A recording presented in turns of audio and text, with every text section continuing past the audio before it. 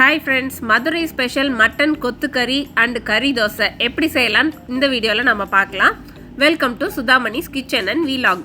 Mutton கொத்து கறி செய்யறதுக்கு ஒரு பெரிய வெங்காயத்தை பொடி பொடியா கட் பண்ணிக்கலாம். அப்புறம் ஒரு பெரிய தக்காளியை பொடி பொடியா கட் பண்ணிக்கலாம்.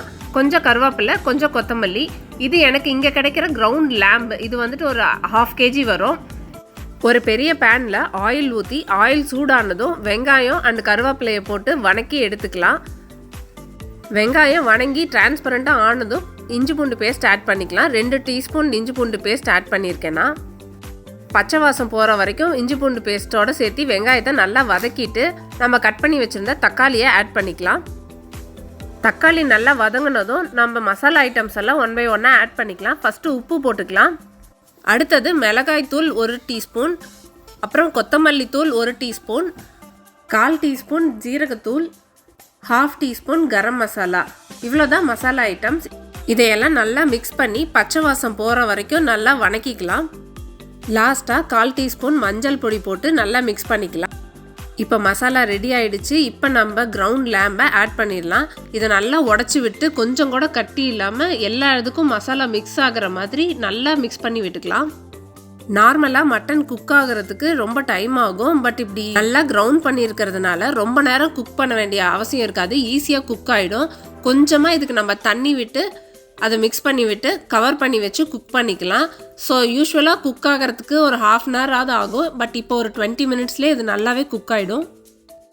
நம்ம இப்படி கவர் பண்ணி குக் பண்ணுறதுனால ஈஸியாக குக் ஆகிடும். ஸோ இதில் தண்ணி இன்னும் கொஞ்சம் இருக்குது. அதை வந்துட்டு அப்படியே ஓப்பன்லேயே வச்சு இதுக்கு ஒரு 5 நிமிஷம் குக் பண்ணோன்னா அந்த தண்ணியும் ட்ரை ஆகிடும். நம்மளோட மசாலா ரெடி ஆகிடும். மேலே கொஞ்சமாக கொத்தமல்லி தூள் போட்டு இறக்கிட்டோம்னா நம்மளோட மட்டன் கொத்து கறி ரெடி.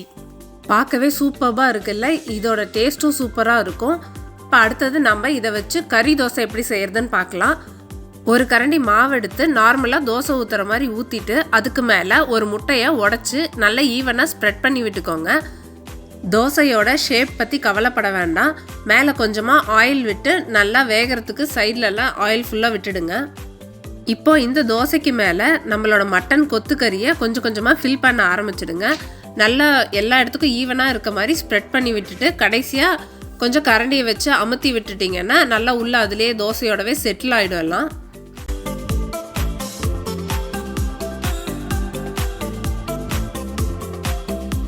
இப்போ இந்த தோசையை திருப்பி போட்டு நல்லா ஈவனாக 2 சைடும் குக் பண்ணிக்கலாம்.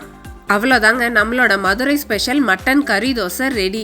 இந்த ரெசிபி ரொம்பவே சிம்பிளான ரெசிபி. நீங்களும் உங்கள் வீட்டில் ட்ரை பண்ணி பாருங்கள். ஒரு 30 minutesலேயே இதை நம்ம ஈஸியாக செஞ்சிடலாம். டேஸ்ட்டும் சூப்பராக இருக்கும். இந்த தோசையை நீங்கள் இப்படியே வெறும் தோசையாகவும் சாப்பிட்லாம். ஒரு சட்னி ஏதாவது சைட் டிஷ் வச்சும் சாப்பிட்லாம். அப்படியே மறக்காமல் நம்ம சேனலுக்கு சப்ஸ்கிரைப் பண்ணிடுங்க. இந்த வீடியோ உங்களுக்கு பிடிச்சிருந்ததுன்னா லைக் பண்ணுங்கள், கமெண்ட் பண்ணுங்கள் அண்ட் ஷேர் பண்ணுங்கள்.